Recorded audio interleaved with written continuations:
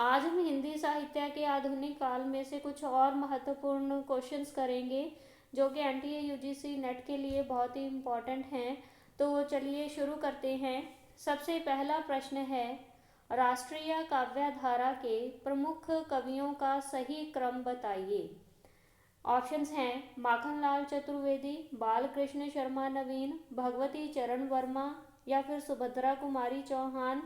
और दूसरा ऑप्शन है बालकृष्ण शर्मा नवीन, भगवती चरण वर्मा, माखनलाल चतुर्वेदी या फिर सुभद्रा कुमारी चौहान।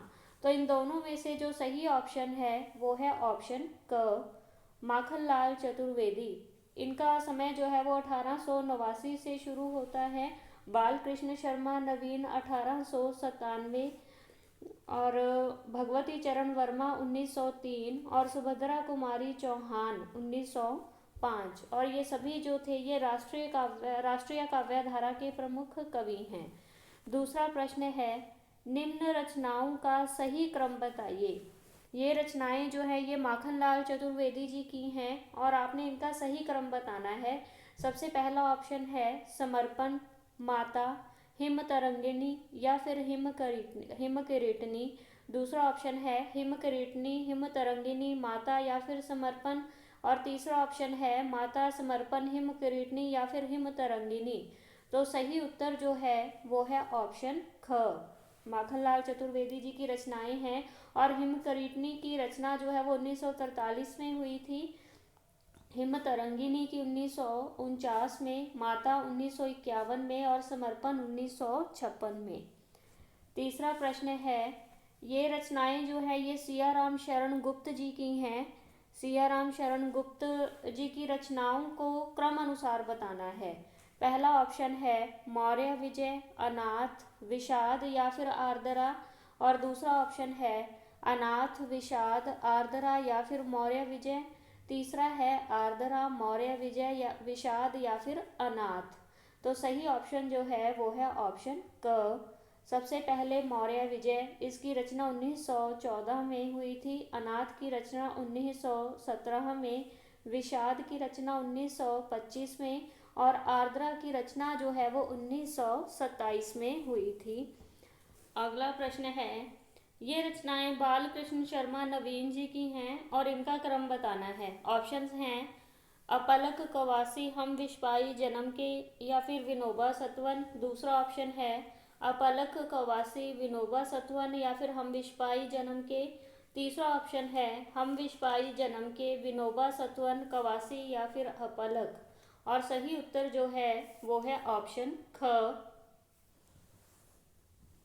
अपलक कवासी, विनोबा सत्वन और हम विश्वाई जन्म के। अपलक की रचना 1951 में हुई थी, कवासी 1952, विनोबा सत्वन 1955 और हम विश्वाई जन्म के 1964 में हुई थी। पांचवा प्रश्न जो है वो रामधारी सिंह दिनकर जी की रचनाएं हैं, उनका क्रम बताना है। ऑप्शंस हैं रेणुका, हुंकार, कुरुक्षेत्र या फिर द्वंद्व गीत। दूसरा ऑप्शन है रेणुका, हुंकार, द्वंद्व गीत या फिर कुरुक्षेत्र। तीसरा ऑप्शन है कुरुक्षेत्र, द्वंद्व गीत, हुंकार या फिर रेणुका। तो सही उत्तर जो है वो है ऑप्शन ख, रेणुका। रेणुका की रचना जो है 1935 में हुई थी, हुंकार की रचना 1938 में और द्वंद्व गीत की रचना 1939 में और कुरुक्षेत्र की रचना 1946 में हुई थी। तो ऑप्शन ख जो है वो सही उत्तर है। छठा प्रश्न है, प्रमुख प्रगतिवादी कवियों का जन्मानुसार सही क्रम बताइए। ऑप्शंस हैं नागार्जुन, शिव मंगल सिंह सुमन, त्रिलोचन या फिर रांगे राघव। और दूसरा ऑप्शन है शिव मंगल सिंह सुमन, त्रिलोचन, नागार्जुन या फिर रांगे राघव। तो प्रगतिवादी कवियों का जो सही क्रम है वो है ऑप्शन क। सबसे पहले नागार्जुन 1911 में इनका जन्म हुआ था, शिव मंगल सिंह सुमन 1915 में और त्रिलोचन 1917 में, रांगे राघव 1923 में। सातवां प्रश्न है, शिव मंगल सिंह सुमन की ये रचनाएं हैं और इनका क्रम बताना है। पहला ऑप्शन है हिल्लोल, जीवन के गान, युग का मोल या फिर प्रलय सृजन। और दूसरा ऑप्शन है प्रलय सृजन युग का मोल, हिलोल या फिर जीवन के गान। तो सही उत्तर जो है वो है ऑप्शन क। हिल्लोल की रचना जो है 1939 में हुई थी, जीवन के गान 1942 में, युग का मोल 1945 में और प्रलय सृजन 1950 में। आठवां प्रश्न है, ये रचनाएं जो हैं गिरिजा कुमार माथुर की हैं और इनका क्रम बताना है। पहला ऑप्शन है मंजीर, नाश और निर्माण, धूप के धान या फिर साक्षी रहे वर्तमान। और दूसरा ऑप्शन है मंजीर, नाश और निर्माण, साक्षी रहे वर्तमान और धूप के धान। तो सही उत्तर जो है वो है ऑप्शन ख। मंजीर की रचना 1941 में हुई थी, नाश और निर्माण 1946 में, साक्षी रहे वर्तमान 1978 में और धूप के धान जो है वो 1955 में। नौवां प्रश्न जो है ये कुंवर नारायण जी की रचनाएं हैं, इनका क्रम बताना है। ऑप्शंस हैं चक्रव्यूह, अपने सामने कोई दूसरा नहीं इन दिनों। दूसरा ऑप्शन है इन दिनों, चक्रव्यूह, अपने सामने कोई दूसरा नहीं। तो सही उत्तर जो है वो है ऑप्शन क। चक्रव्यूह की रचना जो है वो 1956 में हुई थी और अपने सामने की रचना 1979 में, 1979 में, और कोई दूसरा नहीं की रचना 1993 में और इन दिनों इसकी रचना जो है वो 2002 में हुई थी। 10वां प्रश्न है, जो धूमिल की रचनाएं हैं उनका क्रम बताना है। पहला ऑप्शन है बांसुरी जल गई, संसद से सड़क तक, कल सुनना मुझे या फिर सुदामा पांडे का प्रजातंत्र। दूसरा ऑप्शन है संसद से सड़क तक, कल सुनना मुझे, बांसुरी जल गई या फिर सुदामा पांडे का प्रजातंत्र। तो सही उत्तर जो है वो है ऑप्शन क। बांसुरी जल गई की रचना जो है 1961 में हुई थी और संसद से सड़क तक 1972 में, कल सुनना मुझे 1976 में और सुदामा पांडे का प्रजातंत्र 1984 में रचना हुई थी इसकी।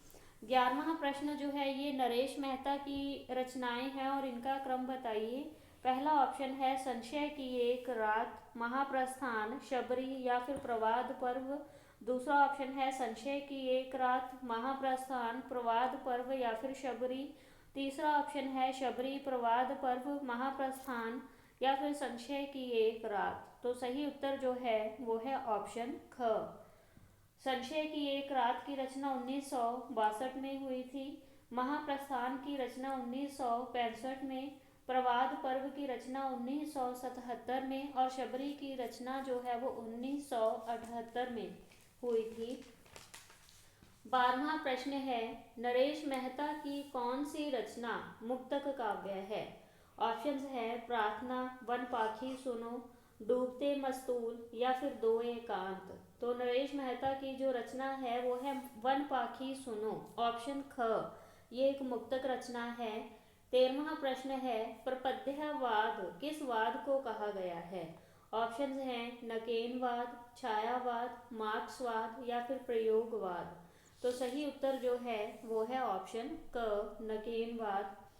14वां प्रश्न है, 1977 में चुका भी नहीं हूँ मैं, इस कृति के लिए साहित्य अकादमी पुरस्कार किसे मिला है। ऑप्शंस हैं अगे, कुंवर नारायण, शमशेर बहादुर सिंह या फिर मुक्ति बोध। तो सही उत्तर जो है वो है ऑप्शन ग, शमशेर बहादुर सिंह। 15वां प्रश्न है, दुख सबको मांझता है, यह किसकी पंक्ति है। ऑप्शंस हैं अगे, धूमिल, विकल कुमार या फिर महादेवी वर्मा।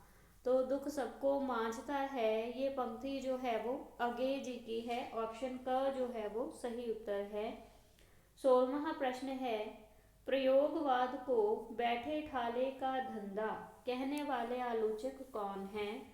ऑप्शंस हैं डॉक्टर नगेंद्र, नामवर सिंह, नंद दुलारे वाजपेयी या फिर आचार्य शुक्ल। तो इसका सही उत्तर जो है वो है ऑप्शन ग, नंद दुलारे वाजपेयी। अगला प्रश्न है, प्रसाद की ब्रज भाषा में रचित कौन सी रचना है। ऑप्शन हैं आंसू, कामायनी, लहर या फिर चित्राधार। तो सही उत्तर जो है वो है ऑप्शन घ, चित्राधार।